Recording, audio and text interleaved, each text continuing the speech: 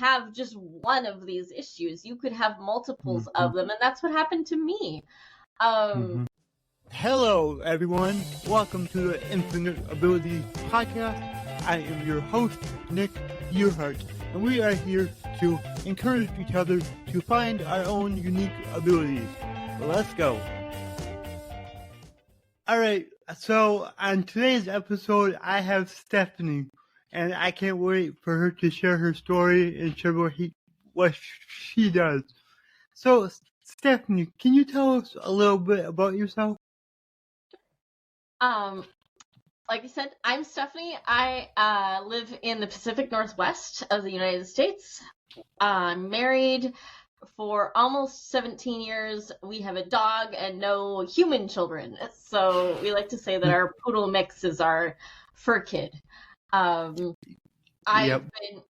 been dealing with the gynecologic pain for over 10 years, and in 2023, I started a nonprofit to help other women access care so they don't have to go into financially bad straits to get the care they deserve. Yeah, well, I love what you're doing because you're really helping a lot of women, so that's really awesome. Yeah. Can you share more about what you're doing for women? Sure, I can tell you more about. Oh, go ahead. For anybody who doesn't know what that is. Yes. So the Aziza Project is a nonprofit that offers hope to women who are suffering from complex gynecologic pain, which I'll explain in a second, by providing funding for them to see a doctor who has the knowledge and training to figure out what's going on. So gynecologic pain is anything that we're kind of classifying it as anything that's not related to pregnancy that affects the reproductive tract, specifically in females.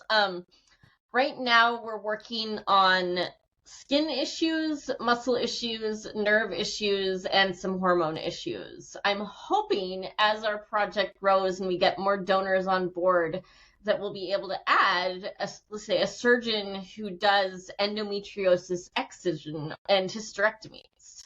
But we're not there yet. I like to tell people that we need to get our donations up more so that we can expand, because if we expanded now and included everything, we wouldn't be able to help anybody. Exactly. All right, so right now, I would like people to have the chance to go and donate. So where can they do that? The best place to do that is to go to our website. It's www.aziza, that's AZIZA project.org. And there should be a donate button in one of the top corners. I don't remember if it's the left or the right. Awesome. I think there's a donate button in one, and there might still be a subscribe button in the other. So they could subscribe to our free newsletter if they want to do that. There's also a little pop-up on the left side in the corner where they can subscribe to the newsletter that way. Okay, awesome. So yeah, if you're listening and you want to help out, please go there right now and donate what you can. This is very important. Yeah. Even $16 can make a difference, because with $16 we can cover a blood test for somebody. Yeah, exactly. With $30, that'll cover 10% of a new patient appointment. A virtual consultation. Then with a $75 donation would cover 10% of a new patient appointment. Awesome. So if we can get 10 of those, that makes a huge difference. It really does. So anybody listening, just head there right now. All right. Yeah. And we thank you in advance. Absolutely. Can I talk about one more donation opportunity? Of course. Okay. Of course. Right now we're running a kind of a less than a latte campaign, we're calling it, because we're looking for small dollar donations too. So if you can't do a bigger dollar, $16, $25, $75 donation, you can still donate. We're even just $5 a month, so less than the cost of a latte. Yep. And if you do commit to doing that monthly, that helps us know how much money per month we can expect to have coming in, which provides stability to our project and helps us to better plan how many women can we afford to help this month, rather than flying by the seat of our pants and saying, do we have enough money to help somebody this month? Yep, exactly. So that's really awesome, and I like that you can do that. You can just basically subscribe to pay, $5 to $10 a month. That makes it really easy. I like that. For sure. That's all awesome. You're giving me ideas for when I start my foundation. So that's awesome. Well, I will give you another idea. You might want to write this one down, or at least come back to the podcast and listen to it again. Okay. I heard from a nonprofit attorney about a donation platform called Zeffy. That's Zeffy.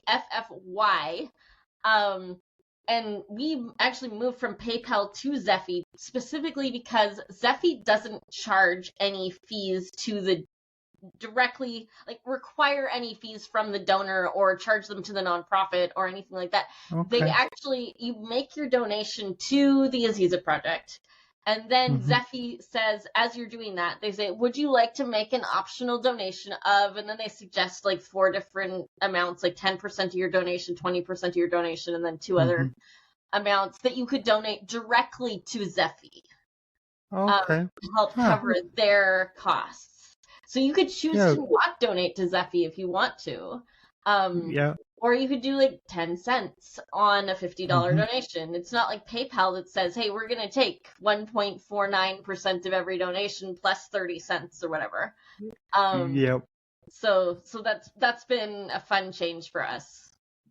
Yeah, that's really awesome. And thank you for sharing that, because I know I'm going to look into it. Do. So thank you. Thank you. So, what's like something that you would like people to know about that? Is it like would you classify it as like a disease, or what exactly is it? It really depends on the cause of the pain. So we're focusing on pain because it's more. I got it. It's more pain in that area is classified as that. Okay, I got it. What I was going to say is we are calling it pain because there's so many different things that can cause pain. I didn't want to focus on just one pain generator. I wanted to be able to say, okay, there's a lot of different pain generators here, and there's a lot of problems, things that can go wrong, and there's not a lot of doctors who know how to solve all of them. So like I said, there's skin issues. So there's things like eczema or dermatitis down there, stuff like that have to be treated with ultra-potent steroids and discovered by a biopsy. There's things like spasmed pelvic muscles. So like your pelvic floor can get super tight. And here's the thing, is if you're in pain from a skin issue, then when you're in pain, you tend to clench your muscles. When muscles get clenched, they can clench around nerves, which then cause a nerve issue. And then somewhere in there, you can end up with a hormone issue too. So you might not have just one of these issues. You could have multiples of them. And that's what happened to me. I think I'm 3 for 4 right now, but we're kind of wondering if there's a hormonal issue too. So It's been an interesting journey. I bet, as a man, I can't imagine, but and that's why I love what you're doing, because you're making it accessible, number one, and you're also bringing in experts who can handle basically everything that could happen in that area. So that's really, really awesome. Yeah, Yeah, I found a great doctor. He's in Tulsa, Oklahoma, of all places.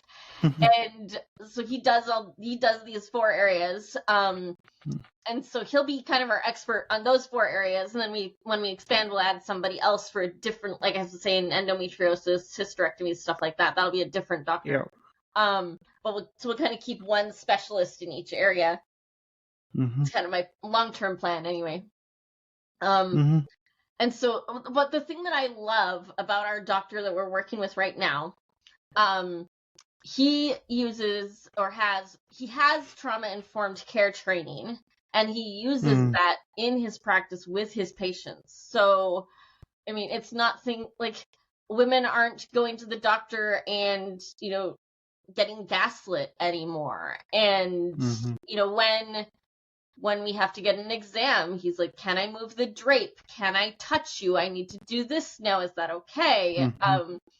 Nick, you've never probably experienced the whole speculum thing. No. But it makes this really nasty sounding click when they click it open or whatever. And so he'll always like crack a little joke or give some sort of warning. Okay, it's going to make the noise. Before he opens it. But the thing is, he is able to avoid using speculums most of the time in his practice because most of the time they're just not needed. So that's been pretty cool too, is to be able to tell our clients who are their patients, this is kind of what you can expect, and describe the process of an exam. I've been to Tulsa 3 times myself now, so I'm kind of an old hat at what goes on down there. And I will tell you, getting a crown on a back tooth, way worse than going to Tulsa and seeing the doctor down there. That's good. That's good. So yeah, that's a little bit about our doctor. What else do you want me to talk about? So let's, wrap it up soon, but I would like to cover at least one more topic that you would like to talk about. So I'll leave this open for you. Okay. Maybe I'll share some success stories, because people always like hearing success stories. Yes, let's do that. Yeah, so I'll talk about 2 of the clients that we've helped so far. So far, we've helped 3 clients with funding. The first client we helped with funding was a pre-professional ballerina, and that means that she's dancing like 8 hours a day. And when we helped her, she was almost 17.